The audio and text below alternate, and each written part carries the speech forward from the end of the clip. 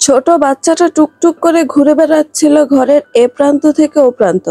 আনন্দী ছাদে কাপড় মেলে দিয়ে নেমে এলো। বালতি রাখার জন্য রুমে আসতে নজরে এলো ইস্যু তাদের রুমে বিছানার উপর উল্টো দিকে মুখ করে বসে আছে। আনন্দে ওয়াশরুমের দিকে যেতে যেতে বলল, কি করছো ইস্যুমণি? আঁকছি। মামি দেখো, পুতুলটা কত সুন্দর না? বলে একটা খাতা আনন্দীকে দেখালো।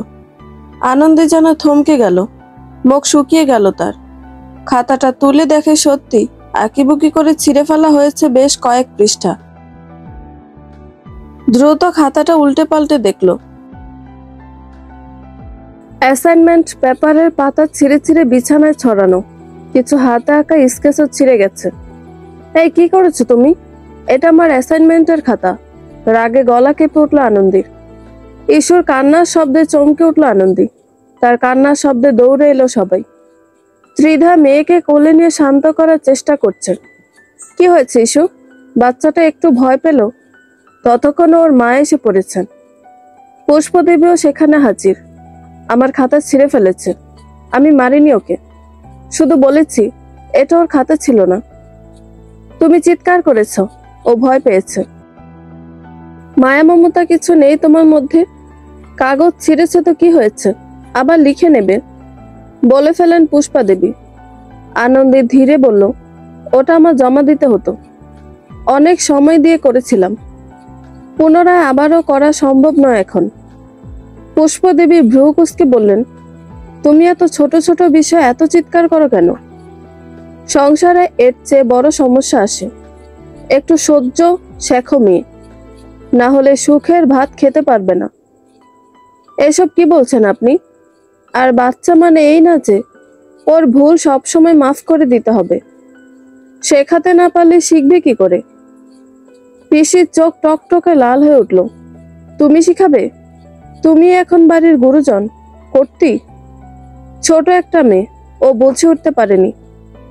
এতই যদি সমস্যা হয়, নিজের ঘরের খাতা ঠিকমতো রাখতে পারোনি। আনন্দী রাগ চেপে রাখলো। ত্রিধা পাশে দাঁড়িয়ে আসতে বলল, আমি বলেছিলাম ওকে আঁকতে, আমারই ভুল। তুমি রাগ করো না, আমি না হয় সাহায্য করে দেব। শর্মিলা দেবী মুখে কিছু বলেন না, চুপচাপ দাঁড়িয়েছিলেন। ঘরে গিয়ে ছেঁড়া কাগজগুলো হাতে নিয়ে চুপ করে বসে রইল।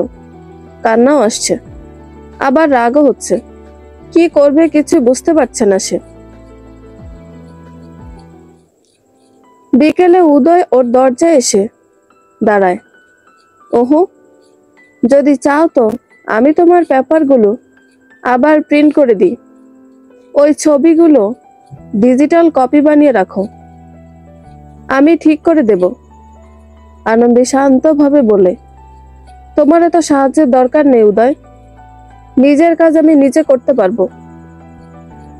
উদয় একটু থেমে বলল, আমি তো শুধু সাহায্য করতে চেয়েছিলাম। তোমার সাহায্যের প্রয়োজন হলে চেয়ে নেব, দয়া দেখাতে এসো না। আনন্দের গলায় স্পষ্ট তীক্ষ্ণতা।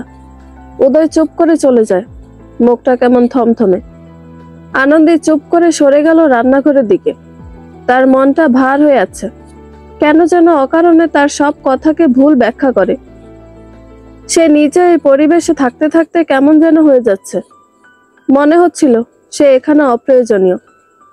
কেউ ভাবে না সে ক্লান্ত হয়, কষ্ট পায়।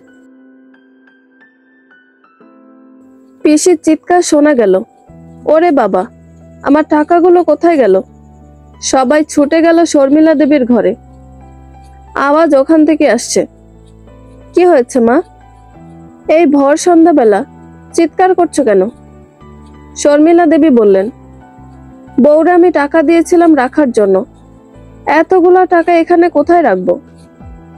বউয়ের আলমারিতে রাখতে দিয়েছিলাম, এখন দেখি নেই। আমি তো দিদি তোমার সামনে আলমারির লকারে টাকাগুলো রেখেছিলাম, আজ তুমি চাইলে নিতে এলাম, যেখানে রেখেছিলাম সেখানে নেই। তোমরা শান্ত হও, মনে করে দেখো অন্য কোথাও রেখেছো কিনা। না ত্রিধা, আমার মনে আছে। দিদির টাকার সাথে আমার টাকার বান্ডিলেও কয়েকটা নোট কম। পুষ্প পিসি বললেন, বাইরের কেউ আসেনি, তাহলে কি বাড়ির কেউ? পিসি আর চোখে তাকালেন। মামি, তোমরা আরেকটু খুঁজে দেখো। আর খুঁজে ওই টাকা পাওয়া যাবে না। আমার তো মনে হচ্ছে ওগুলো কেউ অগোচরে সরিয়ে নিয়েছে অনেক আগে। এখন আমাদের সামনে ভালো মানুষ আছে। মা, কি সব বলছো তুমি? পুষ্পদেবী কড়া গলায় বললেন, ভুল কি বললাম? আজকালকার ছেলেমেয়েরা অনেক কিছু করতে পারে। পেছনে অভাব থাকলে মনের ভিতরটাও কেমন বদলে যেতে সময় লাগে না। কি বলতে চাইছেন দিদি? সেই মুহূর্তে পুষ্পদেবীর মেয়ে বললেন, আমি শুনেছি আনন্দের বাবা অসুস্থ, হাসপাতালে ভর্তি না? অনেক খরচ নিশ্চয়ই। ও হয়তো। আমার শুধু মনে হলো ঘরে নীরবতা ছেয়ে গেল। আনন্দের চোখ কপালের দিকে উঠল। কি বলতে চাইছেন আপনি? মায়ের আলমারি থেকে টাকা আমি নিয়েছি? তোমাকেই তো আমি ঘর গোছাতে ওই ঘরে যেতে দেখলাম। তুমি তো জানোই চাবি কোনটা। আনন্দে অবাক নয়নে তাকিয়ে আছে। পিসিমা, আপনি কি বলছেন? আমি এমন করব ভাবলেন কিভাবে? তাহলে বলো তো, টাকা গেল কোথায়? তোমার তো টাকার প্রয়োজন ছিল, তাই না? আপনার আমার প্রতি এত কিসের রাগ? কিছু হলে আমাকে খোঁটা দিয়ে কথা বলেন। রাগ থাকবে কেন? আর চিৎকার করছো কেন? চিৎকার করে সত্যিটা আড়াল করার চেষ্টা করছো নাকি? আনন্দের চোখে জল এসে যায়। সে কিছু বলছে না আর, নীরবে চোখের জল বিসর্জন দিচ্ছে। তার গলা বুজে আসে, শ্বাস নিতে কষ্ট হয়। এমন অপমান তো তার প্রাপ্য ছিল না। শর্মিলা দেবী আনন্দের দিকে তাকিয়ে বললেন, কিছু বলবে তুমি? আনন্দী স্তব্ধ, গলায় কোনো জোর নেই।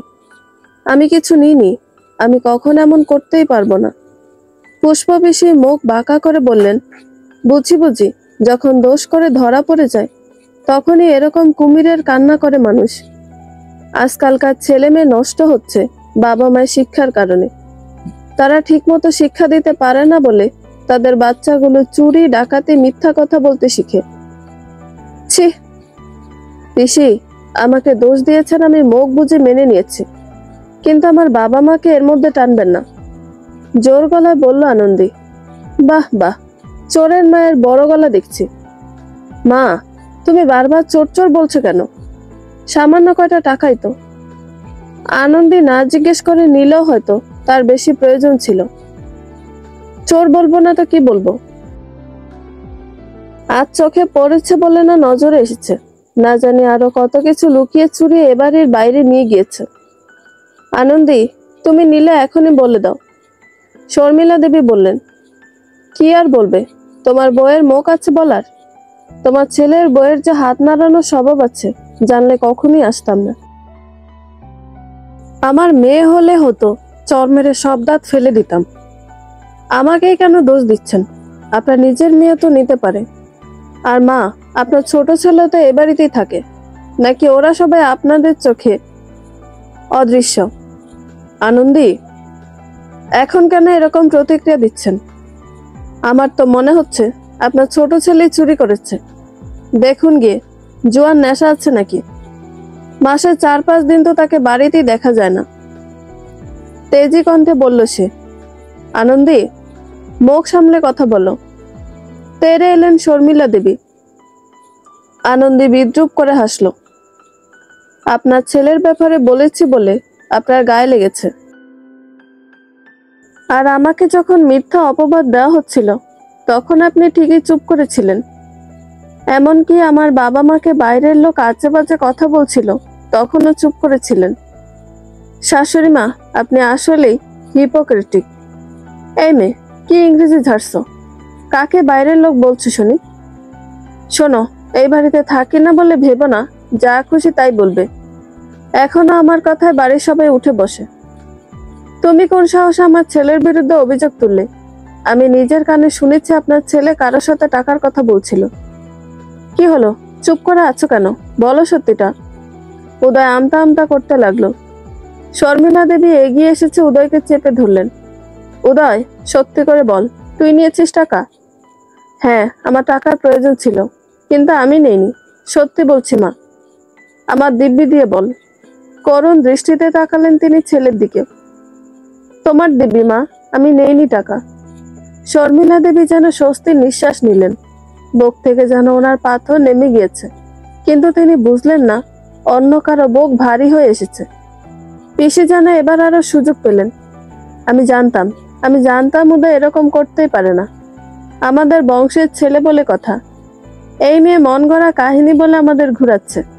বউ, তুমি এখনই প্রমিতকে ফোন করো, আর এই মেয়ের বাপ মাকেও ফোন করে আসতে বলো। আমি একটু মেয়ের গুণী বাপ মাকে দেখি। চুরি করেছে, তার ওপর আবার মিথ্যা কথা। ছি, না জানি আর কোন গুণ আছে। আনন্দে আর নিজেকে সহ্য করতে পারল না। দুহাতে চোখের জল মুছে নিল সে। অনেক সহ্য করেছে, আর নয়। যে বাড়িতে প্রতিদিন সম্মান হারাতে হয়, বারবার খোঁটা শুনতে হয়, নিজের বাবা মা যে বাড়িতে ছোট হয়, সেখানে আর কতদিন? সে বাড়ির ভাত আমার গলা দিয়ে এই জন্মে আর নামবে না। কি বলতে চাইছো কি তুমি? বলল পুষ্প পিসি। আনন্দী, একটু শান্ত হও। আনন্দী, ঘরে ফিরে দরজা বন্ধ করে দেয় আনন্দী। আবার অবাধ্য চোখ থেকে জল গড়িয়ে পড়ছে। কাপা কাপা হাতে ফোন নিল, কারো নম্বর ডায়ালগ করলো। পরপর দুবার কল করেও যখন কেউ রিসিভ করলো না, তখন যেন সে আশাহত হলো। কিবোর্ডে কাপা কাপা হাতে কিছু টাইপ করে সেন্ড করলো সে। ফোনটা বিছানায় ছুঁড়ে ফেললো। আলমারি থেকে কাপড় বের করে রাখলো। খাটের নিচ থেকে একটা ছোট বাক্সে রাখা টিউশন ফির টাকাগুলো বের করে দেখলো। হাত কাঁপছে তার। এটাই তার একমাত্র সঞ্চয়। বাবার জন্য কেনা নতুন ঔষধ, হাসপাতালের রিপোর্ট, এগুলো তার কাছে ছিল। সবকিছু একত্র করে ব্যাগে রাখে। ফোনটা তুলে নিল। সেখানে ভেসে উঠেছে একটি লেখা। ওজান, যে সংসারে আমার কোনো সম্মান নেই, আমার বাবা মায়ের কোনো সম্মান নেই, সেখানে থাকা আমার পক্ষে আর সম্ভব নয়। চলে যাচ্ছি আমি। তোমার মতন ব্যস্ত মানুষের যদি সময় হয়, ডিভোর্স পেপারে সাইন করে দিও। এই সংসার করা আমার পক্ষে আর সম্ভব নয়। শেষবারের মতন আবারও উজানকে ফোন করলো আনন্দী, কিন্তু না, এবারও মনক্ষুণ্ণ হলো সে। হতাশা ভরা নিঃশ্বাস নিল।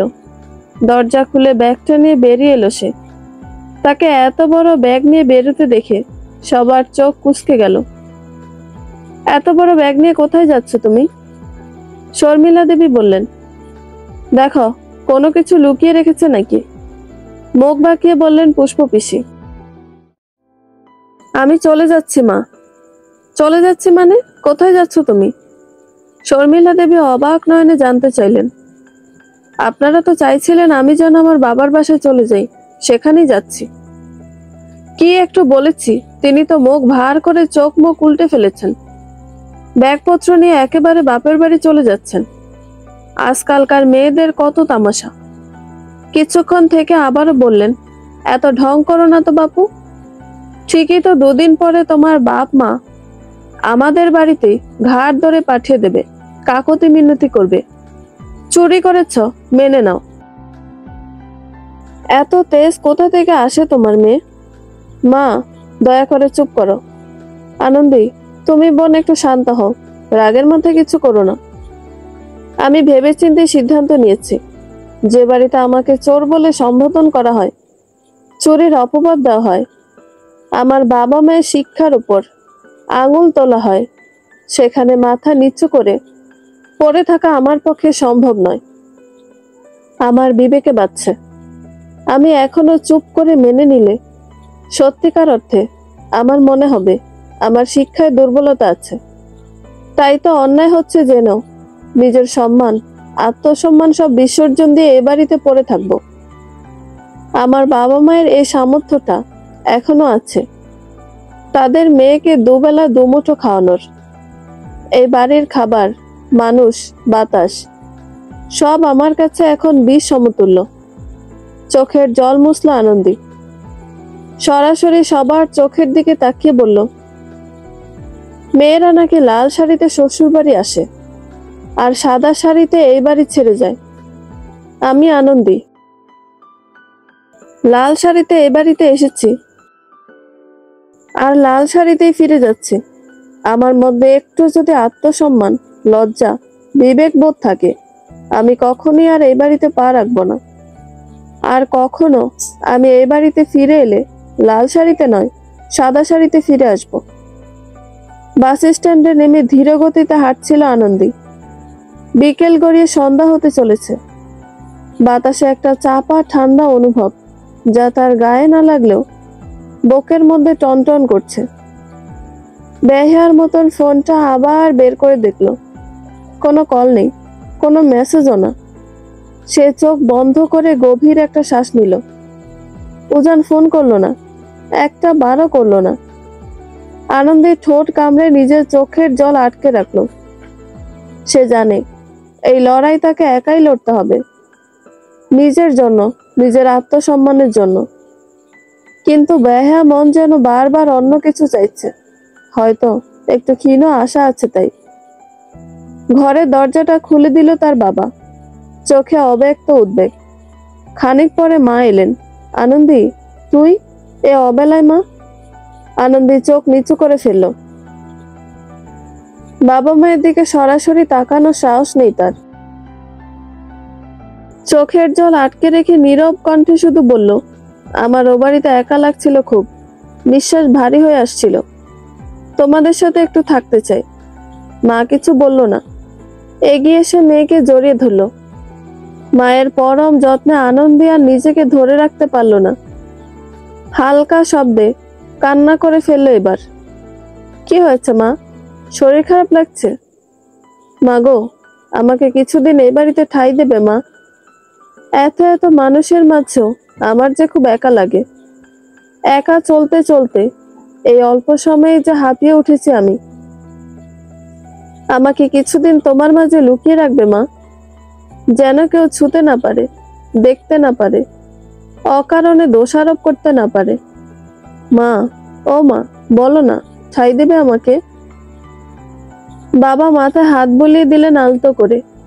ধীরে ধীরে বললেন, এটা তো তোমারও বাড়ি আনন্দী, এই বাড়িতে থাকতে চাইতে হয় না। তোমার জন্য এই বাড়ির দরজা সব সময় খোলা। মায়ের চোখও জলে চিকচিক করছিল, তবু গলার স্বর শক্ত রাখলেন। তোর শরীরটাও খুব দুর্বল দেখাচ্ছে, আয় ভিতরে আয়, তারপর বাকি যা বলার বলবি। সন্ধ্যা নেমে এসেছে। ছাদের উপরে বসে অনন্ত আকাশের দিকে তাকিয়ে আছে আনন্দী। চারপাশে যেন এক আশ্চর্য নীরবতা। মাথার ভেতর এখনো ধ্বনিত হচ্ছে সেই অপমানের শব্দগুলো। চোর, শিক্ষা নেই, মিথ্যাবাদী। বাবা একটু আগে কথার ফাঁকে জিজ্ঞেস করেছিলেন, কি হয়েছে রে মা, এমন করে হঠাৎ চলে এলি কেন? কিন্তু আনন্দী শুধু বলেছিল, তোমাদের কথা মনে পড়ছিল। তার ফোনটা বারবার কাঁপছে। নাম্বারটা দেখে আনন্দী চোখ নামিয়ে নেয়। উজান।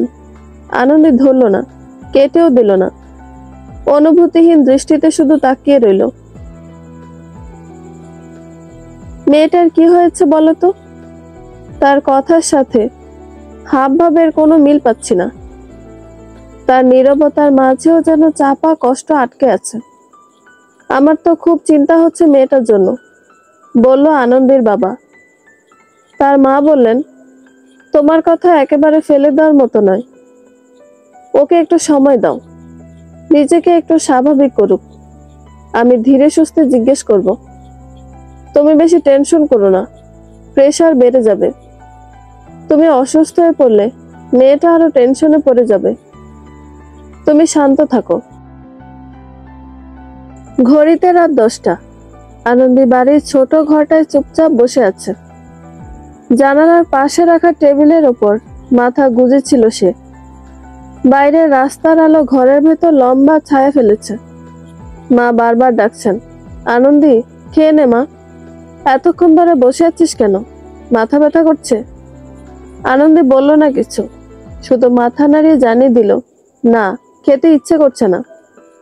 মা ফিরে গেলেন, কিন্তু আনন্দীর বুকের ভিতরটা যেন ক্রমশ ভারী হয়ে উঠছে। সে জানে কেউ বুঝবে না এই চুপ করে থাকা মানে কি। কেউ বুঝবে না তার ভিতরে কতটা লজ্জা, অপমান, হতাশা জমে আছে। আবারও ফোনটা বেজে উঠল, পরপর 3বার। উজান।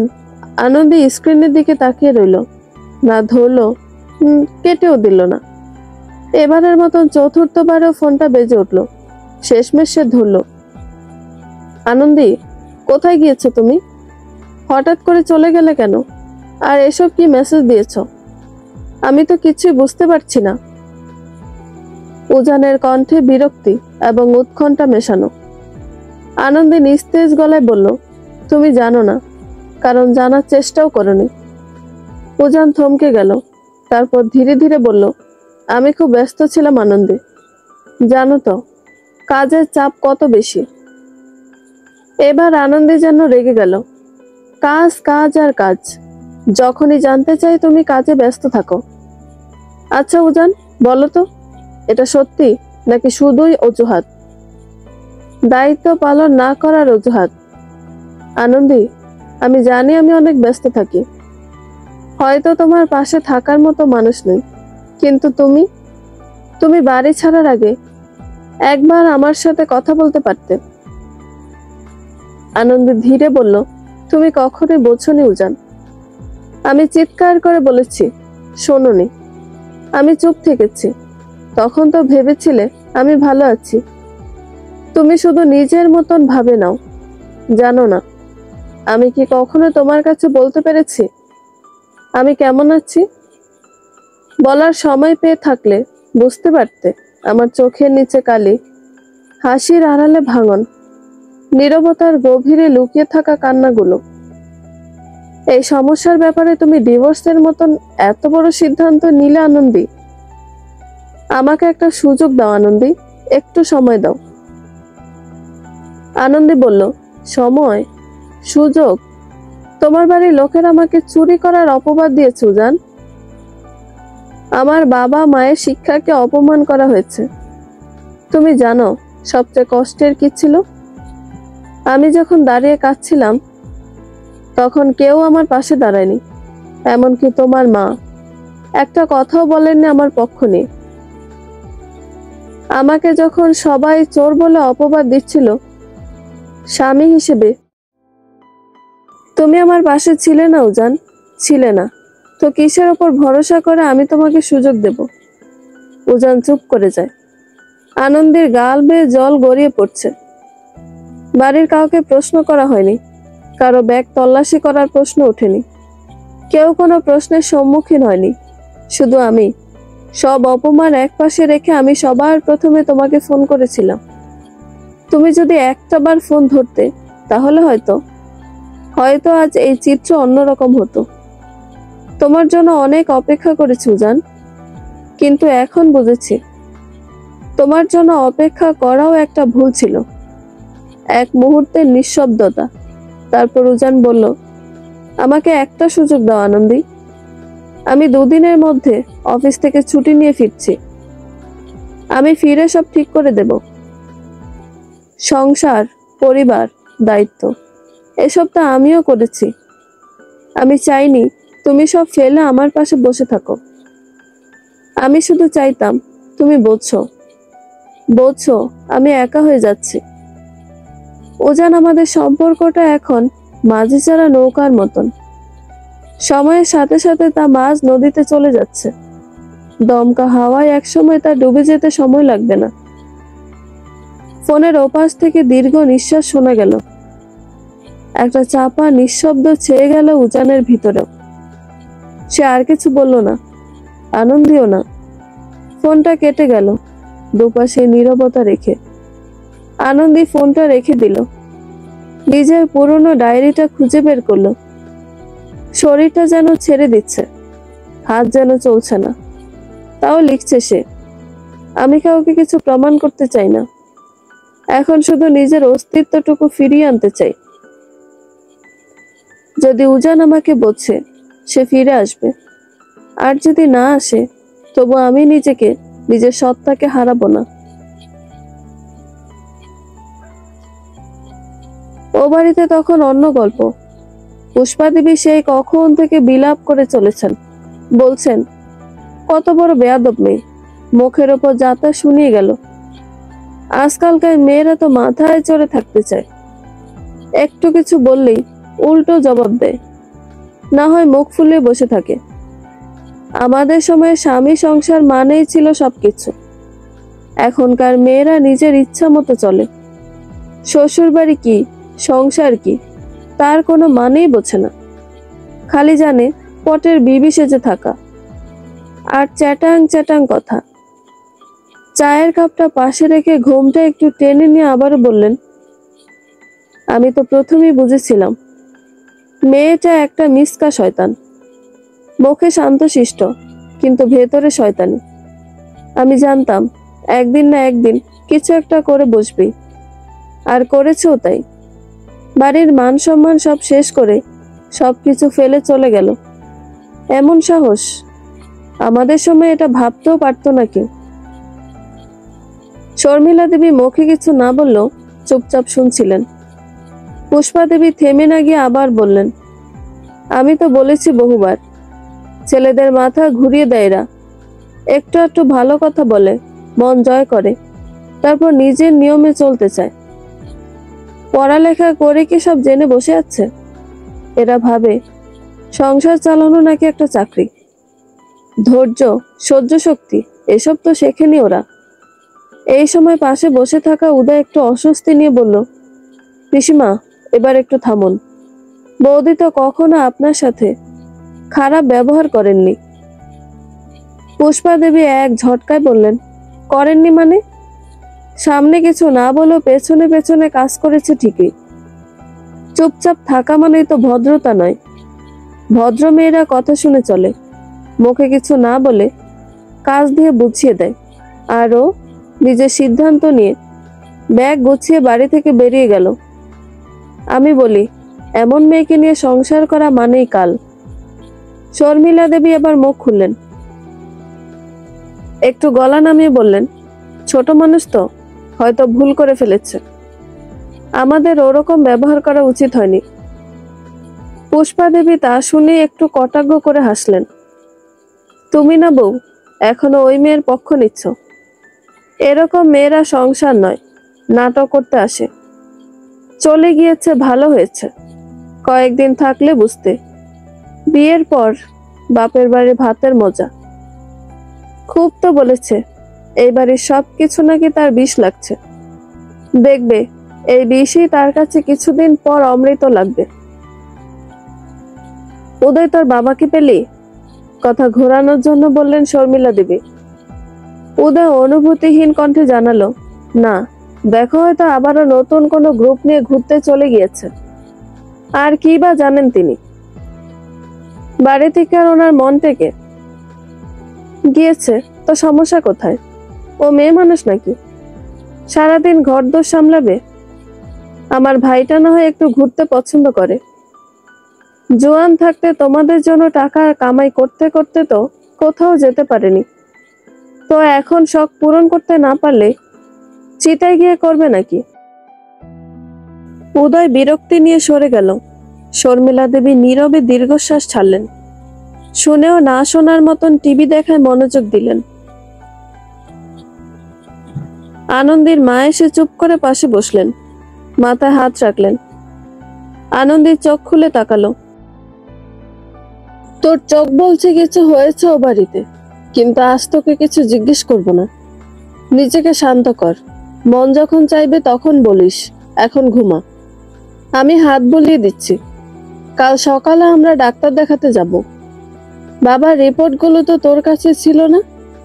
সেই রিপোর্টগুলো দেখাতে হবে। আনন্দী মাথা নাড়ল। মনে পড়ে?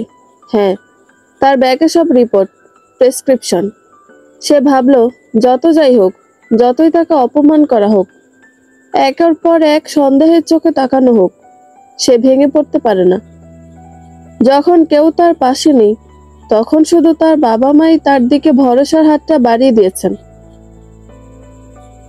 যে জানে না আসল ঘটনা জানার পর ওনাদের প্রতিক্রিয়া কিরূপ হবে, তবে তাকে শক্ত থাকতে হবে নিজের জন্য, নিজের বাবা মায়ের জন্য।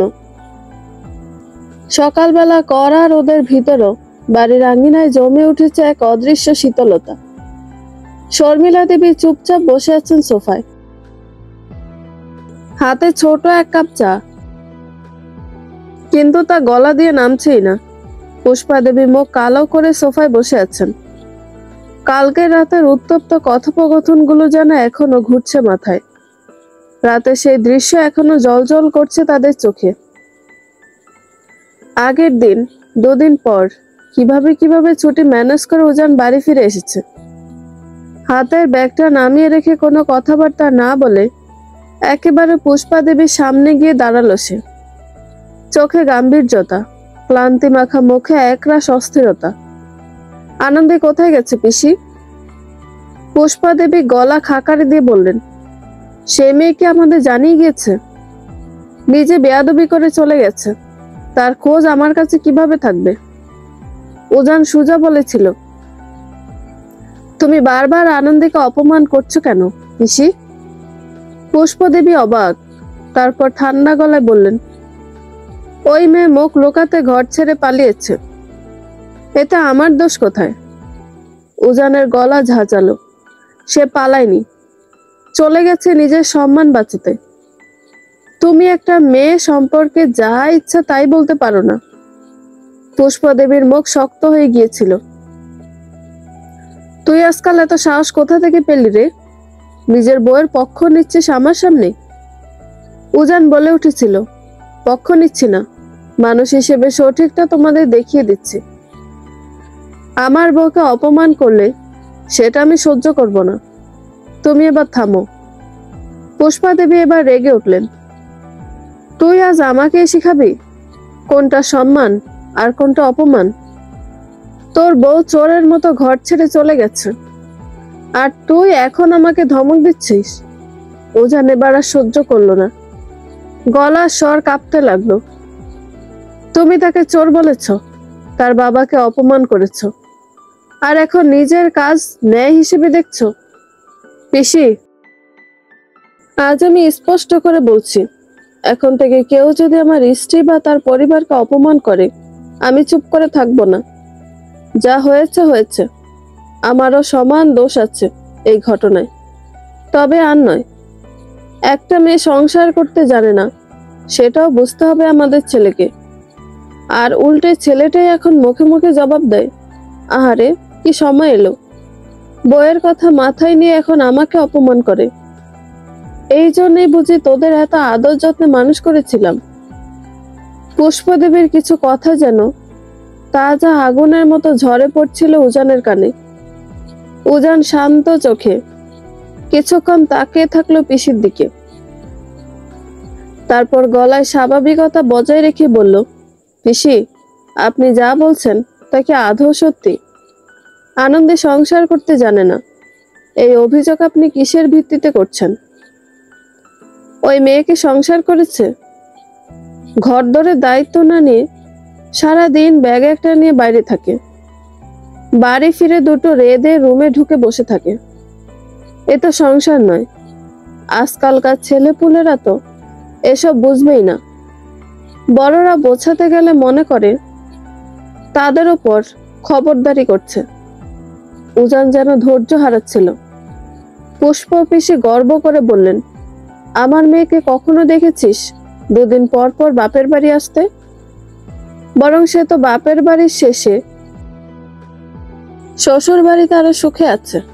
ফোন করে কখনো ফ্যাস করে কান্না করে শ্বশুর বাড়ির নিন্দে করেনি, কোনোদিন তেজ দেখিয়ে বাপের বাড়ি চলে আসেনি। তোদের বউয়ের যত ঢং!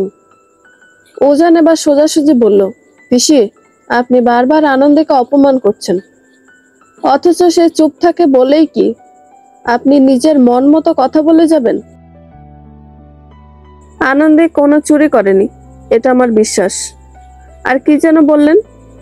ত্রিধা কখনোই তার শ্বশুর বাড়ি থেকে আসে না, নিন্দে করে না, আপনাকে অভিযোগ করে না।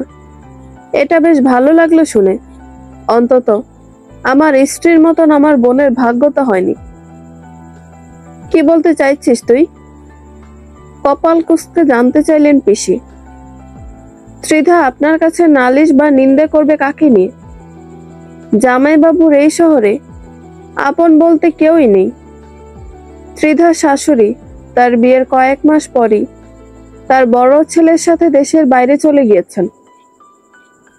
বছরে একবারও তারা আসে কিনা সন্দেহ। পুরো বাড়িতে তারা মোটে 3 জন। জামাইবাবু ভালো মনের মানুষ বলেই স্ত্রীর একা লাগবে, কষ্ট হবে ভেবে কাজের জন্য মানুষও রাখলো। বছরে তারা 2 বার এখানে সেখানে ঘুরতে যায়।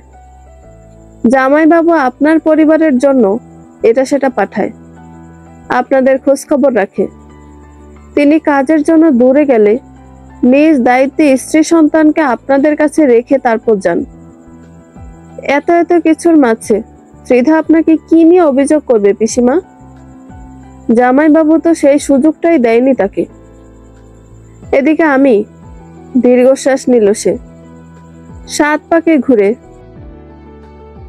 প্রতিশ্রুতি দিয়েও তা পূরণ করতে পারিনি। আমার সুনাম করার সুযোগটাই তো তাকে দেয়নি। পুষ্পা দেবী চোখ বড় বড় করে তাকালেন।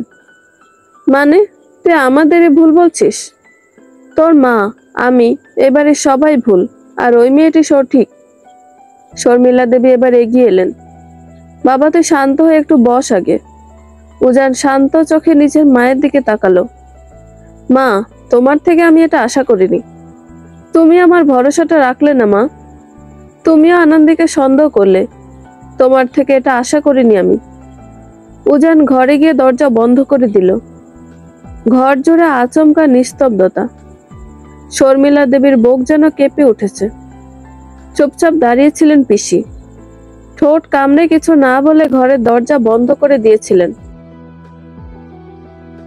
মায়ের সাথে দুপুরের খাবারের ব্যবস্থা করছিল আনন্দী। আচমকা কিছু পড়ে যাওয়ার শব্দে দুজনে ছুটে বাইরে বেরিয়ে এলেন। বাবা, নিজের বাবাকে অচেতন অবস্থায় পড়ে থাকতে দেখে থমকে গেল আনন্দী। তার মা তা হাউমাউ করে কান্না করে উঠল। ওগো, কি হইল তোমার? চোখ খোলো তো। আমারে একা কইরা যাইবা কেন? আনন্দী প্রথমে কয়েক সেকেন্ড যেন কিছু বুঝতেই পারল না। তারপর নিজেকে সামলে দ্রুত বাবার দিকে এগিয়ে গিয়ে দেখল হাত পা শক্ত হয়ে গিয়েছে, মুখ থমথমে, শরীরে হালকা কাঁপুনি। তার মা তখনই বাবার মুখে পানি ছিটাতে ছিটাতে বলে চলেছেন, চোখ খোলো আনন্দের বাপ, চোখ খোলো। মা, তুমি এখানে থাকো, আমি গাড়ি আনছি। আনন্দী দ্রুত ছুটে বেরিয়ে এলো। রাস্তার পাশে দাঁড়িয়ে প্রায় কাঁপা কাঁপা হাতে একটা অটো থামালো। ততক্ষণে পাড়াপড়শিরাও চলে এসেছে। কয়েকজন মিলে বাবাকে তুলল অটোর ভেতর। হাসপাতালের পথ যেন আর ফুরোতে চাইছিল না। প্রতিটা মোড় পার হওয়ার সাথে সাথে আনন্দের বুকের ভেতরটা আরো ভারী হয়ে উঠছিল। বাবার মুখে ক্লান্তি, নিস্তেজ চোখে অনিশ্চয়তার ছায়া। তার হাতে শক্ত করে ধরা সেই পুরনো প্রেসক্রিপশন গুলোর দলা, যেগুলো আনন্দী নিজের ব্যাগে যত্ন করে রেখে দিয়েছিল। চোখে অজানা ভয় জমে আছে, কিন্তু সে বারবার নিজেকে বলছে, এখন ভেঙে পড়লে চলবে না। চোখের জল ফেলার সময় নেই। বাবার জন্য তোকে শক্ত হতে হবে। হাসপাতাল, ইমার্জেন্সি ওয়ার্ড। ডাক্তাররা দৌড়ে এলেন। নার্সরা স্ট্রেচার এনে বাবাকে নিয়ে গেলেন ভিতরে। আনন্দী আর তার মা বাইরে অপেক্ষায়, চোখে মুখে আতঙ্কের ছাপ। একটা ঘন্টা যেন তার 100 বছরের মতো দীর্ঘ মনে হচ্ছে। কিছু সময় পর ডাক্তার বেরিয়ে এসে বললেন, হার্টে কিছুটা চাপ পড়েছিল, প্রেশার হঠাৎ খুব নেমে গিয়েছিল। ভাগ্য ভালো, সময় মতো নিয়ে এসেছেন, নইলে অবস্থা খারাপ হতে পারত। আমরা এখন ওনার জন্য পর্যবেক্ষণ রাখছি। আপনাদের একজন ভিতরে গিয়ে বসে থাকতে পারেন। আনন্দের মা কাঁপা কাঁপা গলায় বললেন, আমি থাকি। আনন্দী চুপচাপ দাঁড়িয়ে রইল। কয়েক ঘন্টার ব্যবধানে কি থেকে যে কি হয়ে গেল। ওনার মুখে অক্সিজেন মাস্ক, হাতে স্যালাইন। ডাক্তারদের মতো দেখতে সাদা শাড়ি পরা নার্স এসে প্রেশার মেপে যাচ্ছে। কিন্তু আনন্দে যেন ওই যন্ত্রের শব্দগুলোতেও বাবার নীরব আকুতি শুনতে পাচ্ছে। আনন্দী পাশে দাঁড়িয়ে কেবল তার বাবা সাদা হয়ে যা আঙুলে নিজের আঙুল বুলিয়ে যেতে থাকে। মনে পড়ে কয়েক ঘন্টা আগেও তিনি হাসি মুখে পত্রিকা পড়ছিলেন বারান্দায়। সে সময় আনন্দের ফোন বেজে উঠল। বের করে দেখলো তার ছোট ভাই ফোন করেছে। আগের বছরই ভার্সিটির জন্য দূরে চলে গিয়েছে সে। কেমন আছিস ভাই? বলো দিদি, সেই কখন থেকে তোমাদের ফোন করে যাচ্ছি, কেউ তুলছ? কিছু হয়েছে বাড়িতে? ভাইয়ের প্রশ্নে আনন্দের চোখের কোণে জল গড়িয়ে পড়ল। না রে, খেয়াল করিনি। এদিকে সব ঠিক আছে। তুই ফোন করেছিস কেন এতবার? তোমরা খেয়েছো কিনা জানার জন্য। তুমি নাকি এখন বাড়িতে আছো। তুমি বিয়ের পরও বাড়িতে বাবা মায়ের আদর পাচ্ছ, আর আমি অবিবাহিত ছেলে হয়েও বাড়ি ছেড়ে শ্বশুর বাড়ির মতন এই হোস্টেলে পড়ে আছি। দাঁত দিয়ে ঠোঁট চেপে কান্না আটকানোর চেষ্টা করলো আনন্দী। আরে তার ভাইটা, সে তো বর্তমান পরিস্থিতি সম্পর্কে অবগত নয়। তার কল্পনায় নেই, চিন্তা করছে বিপরীত কিছু। আসলে একজন কখনো অন্যজনের পরিস্থিতি সত্যিকার অর্থে বুঝতে পারে না, অনুভব করতে পারে না। ফোন কেটে মায়ের কাছে এলো আনন্দী। তিনি ক্লান্ত স্বরে জানতে চাইলেন কে ফোন করেছে। অয়ন মা, তুমি চিন্তা করো না, বাবা সুস্থ হয়ে যাবেন। কি থেকে যে কি হয়ে গেল আমার সংসারটা, বলে ফুফিয়ে কেঁদে উঠলেন তিনি। আনন্দীর মায়ের কাঁধে হাত রেখে শান্ত হতে বলল, মা তুমি থাকো, আমি বাসা থেকে ঘুরে আসছি। তাড়াহুড়ো করে বের হলাম। যদি চুলা ফ্যান লাইট চালু থাকে, তুমি থাকো, আমি আসার সময় খাবার নিয়ে আসবো। হাসপাতাল থেকে আনন্দীর বাসা আধা ঘন্টা দূরত্বে। বাসায় এসে কেটে রাখা সবজিগুলো রান্না করলো, স্যুপ বানালো, সব বক্সে ভরে স্নান করে কাপড় পরিবর্তন করে নিল। পুজো ঘর থেকে বের হওয়ার সময় কি মনে করে যেন সে বাবার ঘরে গেল। বিছানার ওপর তখন ওনার ফোনটা পড়ে আছে। তুলে নিয়ে পুরো ফোন চেক করলো। বেশি সময় লাগলো না। কল লিস্টের শুরুতে একটা আননোন নম্বর পেল সে। নম্বরটা ঠিক চিনতে পারলো না সে। ভয়েস রেকর্ডিং এ গেল। এখানে কিছু না পেলে সরাসরি এই নম্বরে ফোন দেবে। হ্যালো, ওপাশ থেকে কেউ তেজি কণ্ঠে বললেন, আপনার মেয়ে তো আমাদের ঘরে শান্তি ভেঙে দিয়েছে। ঠিকভাবে শিক্ষা দিতে না পারলে বিয়ে দিয়েছেন কেন? আনন্দের বাবা কিছু বলতে চাইছেন, তবে বলার সুযোগ ওনাকে দেওয়া হচ্ছে না। তিনি আবার বললেন, শুনুন, মেয়ে মানুষ ঘর সামলাতে না পারলে বিয়ে কেন দিয়েছেন? দোষ করেছে, তাকে শাসন করেছি বলে চোরের মতন মুখ লুকিয়ে বাড়ি ছেড়েছে।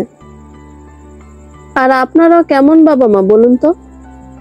মেয়ে এতদিন বাপের বাড়ি পড়ে আছে, অথচ আপনাদের কোনো খবরই নেই। আপনার মেয়ে সংসার করতে জানে না, মুখে শুধু আদর্শ। মেয়ের স্বভাব এখন থেকে বোঝা যায়, পরে কি করবে। এ ধরনের আরো অনেক অপমানজনক কথা। পুরো সময় আনন্দের বাবার একটা শব্দ শোনা গেল না। আনন্দের বুঝতে বাকি নেই কি হয়েছে। এই কণ্ঠস্বর সে খুব ভালো করে চেনে, পুষ্প পিসি। হঠাৎই আনন্দের মাথা আগুন জ্বলে উঠল। হন্তদন্ত হয়ে নিজের ফোনটা হাতে নিল। কারো নম্বর ডায়াল করবে সে সময় বাড়ির বেল বেজে উঠল। আনন্দের মাথা ঠান্ডা করে দরজা খুলে দিল, কিন্তু দরজার ওপাশের মানুষটাকে দেখে তার শান্ত মাথা আবারও গরম হয়ে গেল। আনন্দীকে দেখে উজানের বুকের যেন পাথর নেমে গেল। হাসি মুখে কিছু বলবে, তার আগে আনন্দী গম গম কণ্ঠে বলল, কেন এসেছো এখানে? আনন্দী, প্লিজ আমার কথাটা একটু শোনো। আমি অনেকক্ষণ ধরে তোমাকে খুঁজে চলেছি।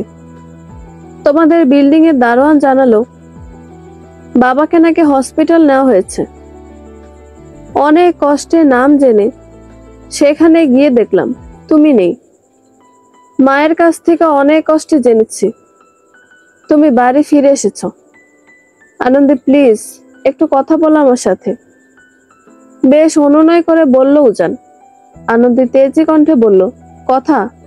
কি কথা আছে তোমার সাথে আমার?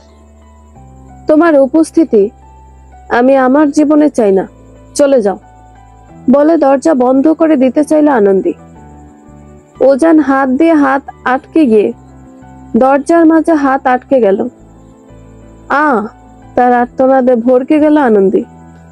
আরে কি করছো এটা? হাত দিয়েছো কেন? উজান হাতটা ধরে মিনমিনে স্বরে বলল, আনন্দী, একজন রোগীকে তো তুমি বাড়ির দরজা থেকে ফিরিয়ে দেবে না, তাই না? দেখো হাতটা লাল হয়ে গিয়েছে। আনন্দী না চাওয়া সত্ত্বেও উজানকে ভেতরে আসতে দিল। ফ্রিজ থেকে ঠান্ডা পানি এনে রাখলো টেবিলে। এখানে কিছুক্ষণ হাত ডুবিয়ে রাখো, কিছুক্ষণ পর ঠিক হলে তুমি চলে যাবে আশা করি। উজান পানিতে হাত রাখলো না, দ্রুত এগিয়ে এসে আনন্দীর হাত ধরল।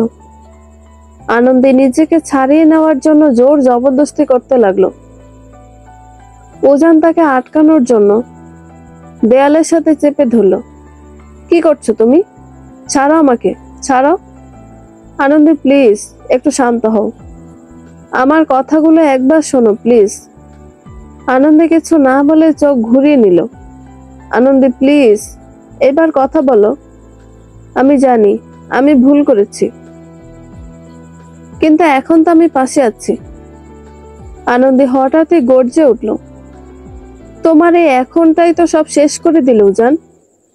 যখন দরকার ছিল তখন তুমি ছিলে না, যখন দাঁড়ানো উচিত ছিল তখন তুমি চুপ ছিলে, আর এখন এসে ভালোবাসা, দায়িত্বের কথা বলছো। উজান স্তব্ধ হয়ে গেল। আনন্দীর চোখ এবার ভিজে গেল। তুমি বোঝো না, কেউ বোঝে না আমি আসলে কতটা একা হয়ে গিয়েছিলাম। তোমরা শুধু আমার রাগটা দেখলে, কিন্তু আমি ক্ষয়ে গিয়েছি ভিতরে ভিতরে। উজান শান্ত গলায় বলল, আমি জানি, বুঝিনি আগে, কিন্তু এবার সময় চাচ্ছি, শুধরে নেওয়ার একটা সুযোগ চাচ্ছি আনন্দী, প্লিজ। সে আবার বলল, আমি চাই তুমি বাড়ি চলো, আমি আমি তোমাকে ফিরিয়ে নিতে এসেছি। আনন্দী ধীরে বলল, তুমি ফিরিয়ে আনতে এসেছো, অথচ বুঝতে পারছো না ফিরে যাওয়া মানে অপমানগুলো মাথা পেতে নেওয়া। আমার বাবা আজ হাসপাতালে, তোমার পরিবারের কারণে আমার বাবার এই অবস্থা। তার সেই কষ্ট ভুলে আমি তোমার সাথে ফিরে যাব, তা কি করে হয় উজান? আনন্দী প্লিজ, একবার নয় বহুবার সুযোগ দিয়েছে তোমাকে আমি, কিন্তু তুমি তো সেই প্রথম দিন থেকে নিজের কথার খেলাপ করে গেলে উজান। তুমি বলেছিলে আমাকে সাথে করে নিয়ে যাবে, কিন্তু যাওনি। তোমার মায়ের কথা বলে নিয়ে যাওনি, কিন্তু তুমি চাইলেই পারতে, কিন্তু তুমি চেষ্টাই করনি। সদ্য বিবাহিত মেয়েটাকে তুমি একা অচেনা পরিবেশে রেখে চলে গেলে। যাওয়ার আগে অনেক কাকুতি মিনতি করে ভার্সিটিতে ভর্তি করার ব্যবস্থা করেছিলাম, তখনও তোমার মধ্যে ছিল অদৃশ্য বিরক্তি, অথচ আমি তোমাদের আগে এ ব্যাপারে বলেছিলাম। স্বামী হিসেবে কিন্তু তোমার দায়িত্ব ছিল সব পূরণ করার, কিন্তু তুমি করনি। তিল তিল করে আমার বিশ্বাসটা ভেঙেছো তুমি।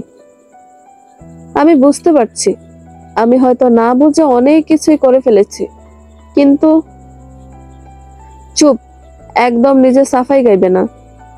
তোমার বেশি আমার বাবাকে ফোন করে অপমান করেছেন, আমাকে যা ইচ্ছে বলেছেন তিনি, কিন্তু আমার বাবাকে অপমান করার অধিকার কে দিয়েছে ওনাকে? বলো। উজান কোনো উত্তর দিতে পারল না। আনন্দী তাচ্ছিল্য ভাবে বলল, পারবে আমার বাবাকে এই মুহূর্তে সুস্থ করে দিতে?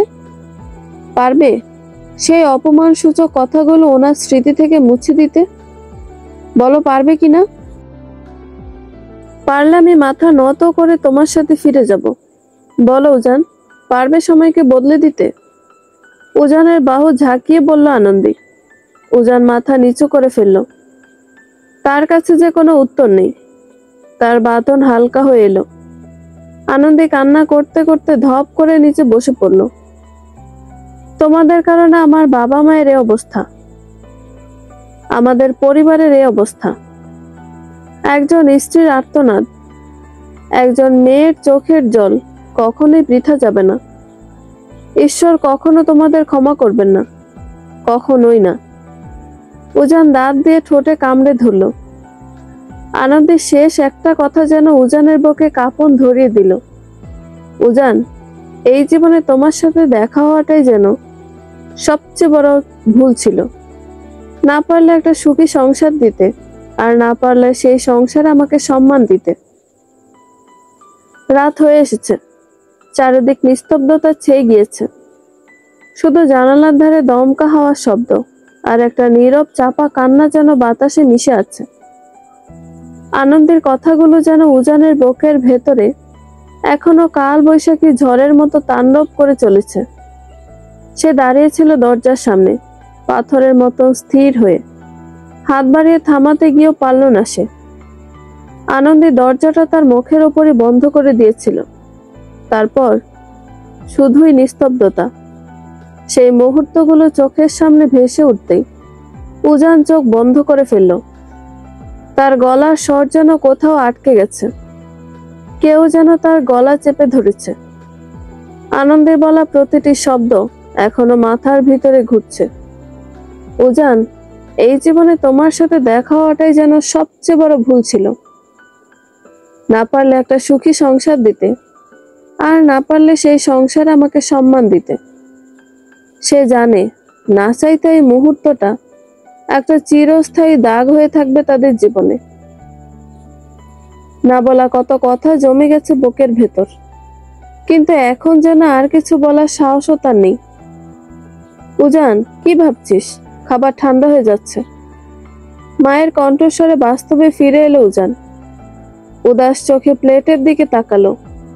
এক লোকমা খাবার মুখে দিল সে। বহু কষ্টে গিলল তা। আর খাবার রুচি আসছে না। না চাইতেও প্লেটে পানি ঢেলে দিল সে। কি হলো উজান, খাবারে পানি ঢেলে দিলি কেন? আমার খিদে নেই মা, তোমরা খেয়ে নাও। কি হয়েছে বাবা? কতদিন হলো তোকে ভালো মতো দুটো খেতে দেখছি না। শরীর খারাপ তোর? অন্য কিছু রান্না করে দেব? না মা, লাগবে না, গলা দিয়ে খাবার নামছে না। পুষ্প পিসি প্লেটে মাছের পিস নিতে নিতে তাচ্ছিলের হাসি দিলেন। দেখো বউ, তোমার ছেলের তার বউয়ের জন্য পেট পুড়ছে। বউ তো দেমাক দেখিয়ে চলে গেল, সপ্তাহ পেরোলো। এখন ছেলে মন খারাপ করে বসে আছে। শোন, এসব মেয়েরা ভীষণ নাটক করে। এসব নিয়ে মাথা ঘামানোর দরকার নেই উজান। প্রথম থেকে মাথায় তুললে পরে মাথায় চড়ে বসবে। একটু রাগ অভিমান করছে, আবার ঠিক হয়ে যাবে, তখন নিজেই ফিরে আসবে। উজান এবার রাগে ফেটে পড়ল, তবুও শান্ত গলায় বলল, পিসি, আপনি বয়সে বড়, তাই আপনাকে বেশি কিছু বলিনি, আপনার খারাপ লাগবে বলে। কিন্তু এখন তো আনন্দই নয়, আপনি মাথায় চড়ে বসেছেন। উজান, এসব কি ধরনের ব্যবহার? মা, তুমি মাঝে কিছু বললো না, কথা যখন উঠেছে কিছু কথা পরিষ্কার করা দরকার। আপনি আমার শ্বশুরকে ফোন করেছিলেন। পুষ্পদেবী যেন থমকে গেল এক মুহূর্তের জন্য। তারপরও স্বর চড়া করে বললেন, হ্যাঁ করেছি, তাতে কি হয়েছে? ওই মেয়েটা আমাদের সংসার ভেঙে দিচ্ছে, আমাদের মাঝে ঝামেলা তৈরি করছে, গলা উঁচিয়ে বেয়াদবের মতন কথা বলেছে। এসব তার পরিবারকে জানাতে হবে না? উজান মুখ তুলল এবার। পিসি, আপনি ওনাকে কি বলেছেন আদৌ জানেন তো? একজন বাবাকে আপনি অপমান করে বলেছেন তার মেয়ে সংসার করতে জানে না। পিসি রাগী চোখে তাকালেন।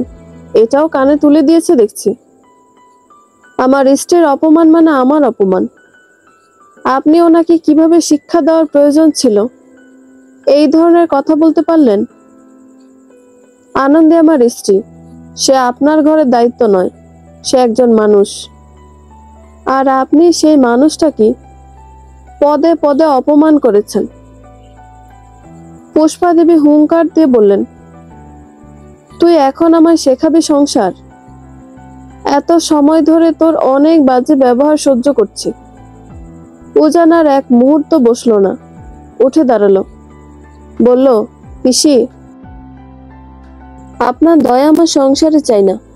আপনি আমার জীবনে যেভাবে বিষ ঢেলেছেন সেই বিষের মাসুল আমি দিচ্ছি, এখন আর নয়। আপনার কথা যদি বিশ্বাস করি তাহলে আমি ভালোবাসা, দায়িত্ব, সম্পর্ক সব হারাবো। তাই এবার একটু নিজের বিবেক দিয়ে বিবেচনা করতে চাই। পুষ্পা দেবী রেগে গিয়ে বললেন, তুই আমার সাথে এরকম ব্যবহার করছিস উজান? আমি তোর পিসি। উজান মাথা নাড়ল ধীরে, না পিসি, আমি আপনার সাথে বাজে ব্যবহার করতে চাইনি। কিন্তু আপনি কোনো পথই খোলা রাখেননি। আর আমি আমার স্ত্রীর সম্মান চাই। যদি সেটা দিতে না পারি, তাহলে আমি নিজেকে স্বামী বলে দাবি করতে পারি না। পিসি দাঁত চেপে বললেন, বইয়ের পাল্লায় পড়ে মাথা ঘুরে গেছে তোর? ওই মেয়ে তো তোকে এক পায়ে নাচাচ্ছে এখন। উজান এবার হাসলো, একটা বিষাদময় ক্লান্ত হাসি। পিসি, ভালোবাসা, সম্মান জিনিসটা আপনি কখনোই বুঝবেন না। সংসার চালানো মানে শুধু দায়িত্ব, নিয়ম আর শাসন নয়। সংসার মানে একে অপরের পাশে থাকা, আর আমি তার পাশে থাকিনি। এটাই আমার ভুল, আমার সবচেয়ে বড় ব্যর্থতা। কিন্তু আপনি যেটা করেছেন সেটা ভুল নয়, সেটা অমানবিক, যা আপনি জেনে বুঝে নিজের দাম্ভিকতা বজায় রাখতে করেছেন। পুষ্পা দেবীর মুখ থমথমে, তিনি কি বলবেন বুঝে উঠতে পারেন না। উজান বলল, আজ আপনি যদি আনন্দের জায়গায় আপনার মেয়েকে ভাবতেন, তাহলে বুঝতেন ওর চোখের জলের মর্ম। কিন্তু আপনি কখনোই বুঝবেন না, কারণ সে আপনার নিজের মেয়ে নয়। সেটা আপনার চোখে শুধু এবারের বউ। আপনি শুধু শাসন করতে জানেন, ভালোবাসা দিতে না। কিন্তু একটু ভালোবাসা আর সম্মান দিলে আজকের দৃশ্যটা অন্যরকম হতে পারত। উজান এবার ধীরে ধীরে ঘর ছেড়ে বেরিয়ে গেল। বৃষ্টির ধারা আবারও শুরু হয়েছে। পিছনে ফেলে রেখে গেল কেবল কিছু অপমান, কিছু দুঃখ, কিছু অব্যক্ত ভালোবাসা। হাসপাতালের ঘরটা নিস্তব্ধ। রাত বাড়ছে। বিছানায় শুয়ে থাকা মানুষটির বুকটা ধীরে উঠানামা করছে। চোখে অস্থির ক্লান্তি। আনন্দী চুপ করে বসে আছে বাবার পাশে। বাবার হাতের উপর নিজের হাত রাখা। মাকে আগেই বাড়ি পাঠিয়ে দিয়েছে সে। বাসা খালি থাকা মোটেও ঠিক না। সমস্ত কিছু থেমে আছে যেন। শুধু ঘড়ির কাঁটা কানে কানে বলে যাচ্ছে। সময়ের ভেতরেও থাকে নিঃশব্দ যুদ্ধ। বাবার মুখে এখনো ক্লান্তির ছাপ, কিন্তু চোখ খুলেছেন তিনি। বাবা, কেমন লাগছে এখন? ভালো। মা কোথায়? বাসায় পাঠিয়ে দিয়েছি। কিছু সময়ের নীরবতা। আনন্দেই প্রথমে বলল, বাবা, আমি যদি জানতাম আমার কারণে তোমার এই অবস্থা হবে, তবে সেই সময় সিদ্ধান্ত নেওয়ার আগে দ্বিতীয়বার ভাবতাম। ফুফিয়ে কান্না করে ফেলল আনন্দী। আমি তোমাদের জানাতে চেয়েছিলাম, কিন্তু সাহস হয়নি আমার। তোমাদের মেয়ের সংসার যে ভাঙার পথে, তা তোমাদের জানানোর সাহস হয়নি আমার। আমি চেষ্টা করেছিলাম বাবা, কিন্তু আমি পারিনি আমি। অঝরে কান্নায় ভেঙে পড়ল মেয়েটা। অনেক দিন ভেতরে লুকিয়ে থাকা কষ্টটা যেন বেরিয়ে আসছে। একটা দীর্ঘশ্বাস চাপা পড়ে গেল আনন্দের গলায়। জানো তো বাবা, আমি হাল ছাড়িনি। আমি আসলেই চেষ্টা করেছিলাম সবকিছু ঠিক রাখার। তার বাবা কিছু বললেন না, শুধু মেয়ের কাঁপা কণ্ঠ শুনে হাতটা আর একটু শক্ত করে ধরলেন। সব সময় মনে হয় কোথাও আমি ব্যর্থ হয়েছি। হয়তো আমার আরো ধৈর্যশীল হওয়া উচিত ছিল, হয়তো আরো নরম হতে পারতাম। বাবা এবার ধীরে তবে ভারী কণ্ঠে বললেন, তুই মানুষ, তুই মাটি নস যে ভেঙে যাবি। তুই সোনা নস, তাই চুপচাপ আগুনের তাপে গলবি না। যা হবার তাই হয়েছে। নিজের কাছে খাঁটি থাকলেই তুই ঠিক আছিস। আনন্দীর চোখ দুটো জল জমে ঝাপসা হয়ে গেল। সে মাথা নিচু করে ফেলল। তুমি রাগ করো না বাবা, আমি জানি এই কষ্টের পেছনে আমিও আছি। তোমাকে এসবের মধ্যে পড়তে হবে, এটা আমি কখনোই ভাবিনি। বাবা আলতো করে মাথায় হাত রাখলেন। তার কণ্ঠ শান্ত নদীর মতন শোনালো, জানি মা, তুই চেষ্টা করেছিলি, কিন্তু সব সময় শুধু মেয়েদেরই কেন চেষ্টা করতে হবে? মানুষ ভুল করলে বোঝানো যায়, কিন্তু কেউ যদি ইচ্ছে করে সম্মান না দেয়, সেখানে তো তোর কোনো দোষ নেই। আমি রাগ করিনি মা, আমি কেবল চেয়েছিলাম তুই ভালো থাকিস। কিন্তু এখন দেখছি ভালো থাকাটা যদি তোর আত্মমর্যাদা হারানোর সঙ্গে জড়িত হয়, তাহলে তুই সরে আয়। একজন বাবা কখনো নিজের মেয়েকে ফেরায় না। আর আমি তো তোকে ঠেলে দেব না পিছনের দিকে। তুই নিজের পায়ের নিচে শক্ত মাটি খুঁজে নে, যেখানে তোকে কেউ ছোট করবে না, যেখানে তুই বাঁচতে পারবি মন খুলে। আনন্দের চোখ ছলছল করে উঠল। বাবা, আমি কারো কাছে বোঝাতে পারছি না আমি কি হারিয়েছি। সবাই শুধু আমার দাম্ভিকতাটাকেই দেখছে, কিন্তু আমি তো সংসার করতে চেয়েছিলাম, ভালোবাসতে চেয়েছিলাম, সম্মান পেতে চেয়েছিলাম। কিন্তু একসময় বুঝলাম শুধু আমি একা চেষ্টা করে ক্লান্ত হয়ে পড়েছি। কিন্তু আজ তোমার চোখে যে ক্লান্তি দেখছি, তার জন্য আমি নিজেকে ক্ষমা করতে পারছি না।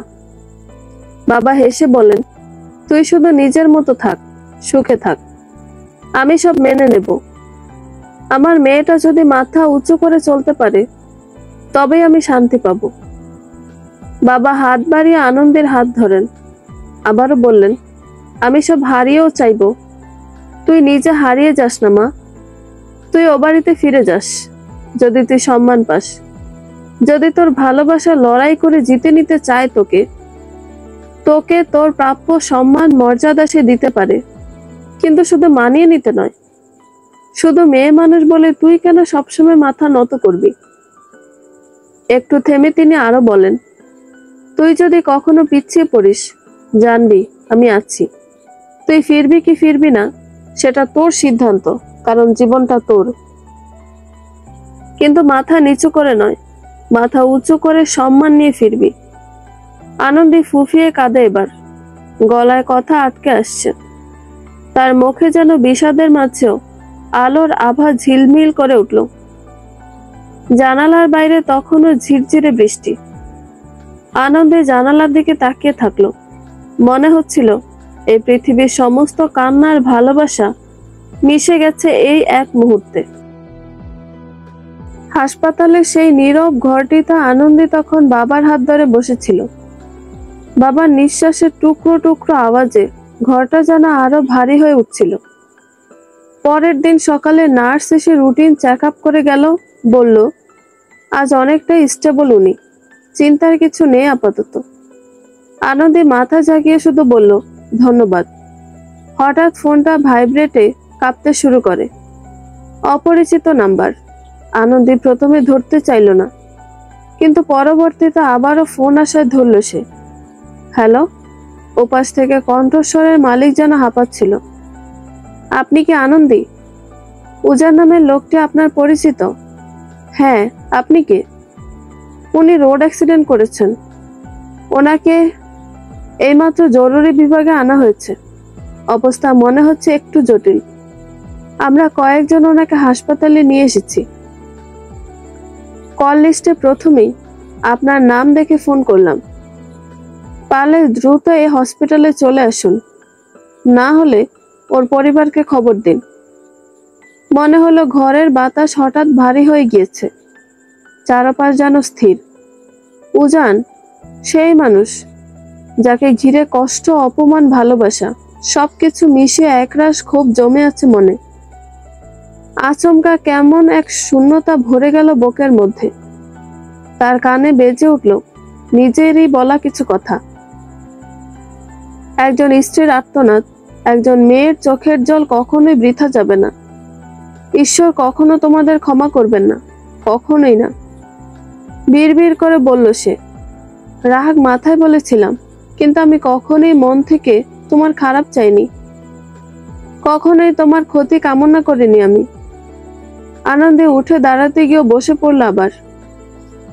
ফোনটা শক্ত করে ধরে দরজার দিকে এগোতে গেল, আবার থেমে গেল।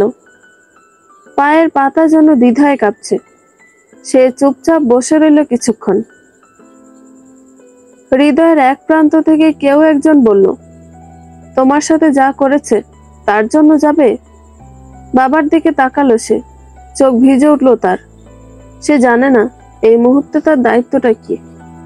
মেয়ে হয়ে বাবার পাশে থাকা, নাকি এক সময়ের সঙ্গীর পাশে গিয়ে দাঁড়ানো। উজানকে দেখতে যাওয়া মানে কি আবার সেই সম্পর্কের দিকে এক পা এগিয়ে যাওয়া, নাকি একজন মানুষ হিসেবে বিপদে এগিয়ে যাওয়া? ঘুমন্ত বাবার দিকে তাকিয়ে আনন্দে বিড়বিড় করলো, তুমি বলো বাবা। আমি কি যাব? বাবা ঘুমোচ্ছেন, মুখে ক্লান্তির রেখা। তিনি উত্তর দিতে পারলেন না। আনন্দের চোখ থেকে এক ফোঁটা জল গড়িয়ে পড়ল। এক মুহূর্তে আনন্দের বুকের ভেতরটা ফাঁকা হয়ে গেল।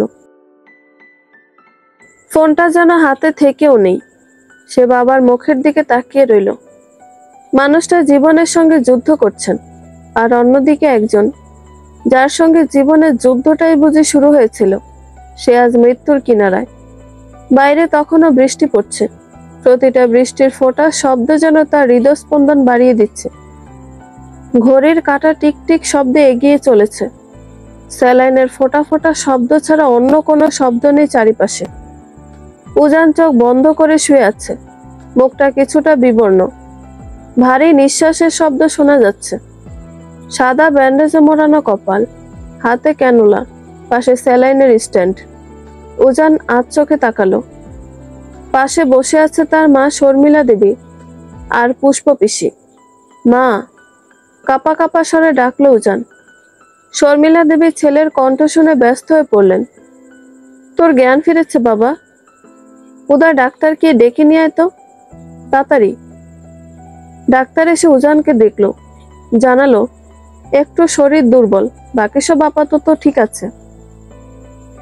সন্ধ্যা বা কাল সকালে বাড়িতে নিয়ে যেতে পারবে। ডাক্তার চলে যাওয়ার পর উজান উঠে বসলো, বালিশে হেলান দিল, অল্প একটু পানি পান করলো। তবে তার চোখ যেন আশেপাশে কিছু একটা খুঁজছে। নে বাবা, এই স্যুপটা খেয়ে নে, ওষুধ খেতে হবে। উজান সেদিন মনোযোগ দিল বলে মনে হলো না। প্রশ্ন করলো, মা, আনন্দী আসেনি? তার প্রশ্নে শর্মিলা দেবীর মুখভাব পরিবর্তন হলো যেন। চোখ ঘুরিয়ে নিলেন তিনি। উজানের কপাল কুঁচকে এলো মায়ের আচরণে।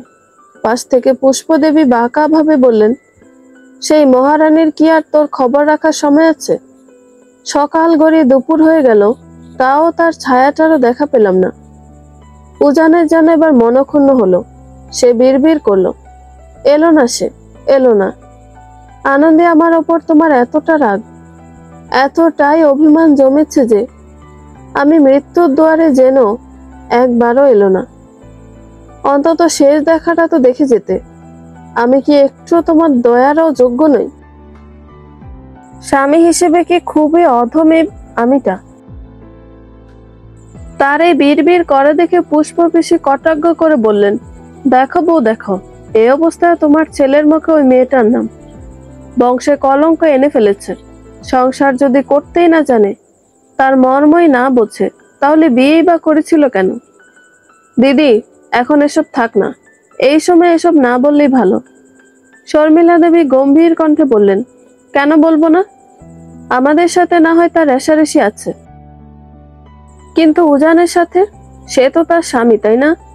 যার সাথে 7 পাকে ঘুরে বিয়ে হলো, যার নামে এখনো স্মৃতিতে সিঁদুর পড়ে, হাতে শাখা পলা পরে, সেই স্বামীর সাথে এত বড় ঘটনা ঘটলো। স্ত্রী হিসেবে তার দায়িত্ব ছিল সবার আগে এখানে উপস্থিত থাকা, স্বামীর সেবা করা।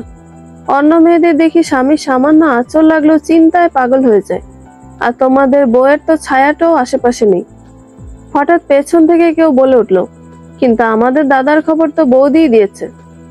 হাতে থাকা ওষুধগুলো টেবিলে রেখে উদয় আবারও বলল, বৌদি যদি না জানাতো তবে আমরা দাদার খবরটাই পেতাম না। ফোনে খবর দিলে দায়িত্ব শেষ নাকি? তার স্বামীর এত বড় দুর্ঘটনা হলো, তার কি উচিত ছিল না এখানে থাকা? উচিত ছিল, তবে এখন পরিস্থিতি ভিন্ন। কিসের পরিস্থিতি ভিন্ন? তোর পিসি তো ঠিকই বলছে। বাকি সব বাদ, এখন কি তার উচিত ছিল উজানের পাশে থাকা? আমাদের না হয় সে আপন মনে করে না, কিন্তু উজান তো তার স্বামী, তাই না? মা, তুমিও পিসির কথায় তাল মেলাচ্ছ? হতাশ স্বরে বলল উদয়। তোমার জানা নেই বৌদির বাবা নিচে হসপিটালে ভর্তি? তার কারণ কি সেটাও আমাকে বলতে হবে না আশা করি। দাদাকে দেখাশোনার জন্য আমরা কয়েকজনই তো আছি, কিন্তু বৌদির বাবার জন্য উনি ছাড়া আর কেই বা আছে? ওনার মায়ের পক্ষে তো সব একা সামলানো সম্ভব না। শর্মিলা দেবী যেন বিরক্তই হলেন। পিসি বললেন, বড়টার সাথে সাথে ছোটটাও দেখছি একই সুরে কথা বলছে। এই মেয়ের কারণে আজ উজানের এই অবস্থা। ভালো মানুষই দেখাতে গিয়ে ঝড় বাদলে তার বাবাকে হসপিটালে দেখার জন্য ছেলেটা বেরিয়েছিল, এখন নিজে হাত পা ভেঙে হসপিটালে পড়ে আছে। এসব মেয়ের ঢং দেখলে গা জ্বালা করে। উজান চোখ মেলে তাকালো, কণ্ঠে দুর্বলতা ছেয়ে আছে, কিন্তু গম্ভীর কণ্ঠে বলল, উদয়, পিসিকে ওনার বাড়িতে দিয়ায়, এসব আমার আর ভালো লাগছে না। কি বললি তুই? আমাকে চলে যাওয়ার কথা বলেছিস? আমি তোর ভালো চাই, আর তুই কি না? আপনার ভালো চাওয়ার এই রূপ আমি আর দেখতে চাই না।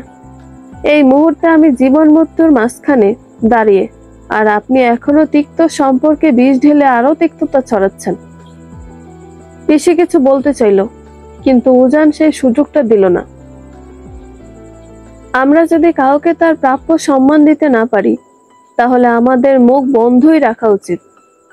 তাতে অন্তত অপর ব্যক্তির অসম্মান হবে না, আর না অন্যের কাছে ঘৃণার পাত্র হতে হবে। পুষ্পা ক্ষুব্ধ হয়ে উঠে দাঁড়ায়। তুই আজ ওর পক্ষ নিয়েছিস? উজান ঠান্ডা গলায় বলল, আমি চাই না আপনি এই মুহূর্তে আমার আশেপাশে থাকেন। আমি চাই না আমার ভবিষ্যৎ, আমার সংসারের ব্যাপারে আপনি আর কোনো মন্তব্য করুন। পুষ্প বেশি বেরিয়ে গেলেন, তবে যাওয়ার আগে এটাও বলে গেলেন, আমাকে এভাবে তাড়িয়ে দিয়েছিস তো, কিছুদিন পর তুই ফিরিয়ে আনবি।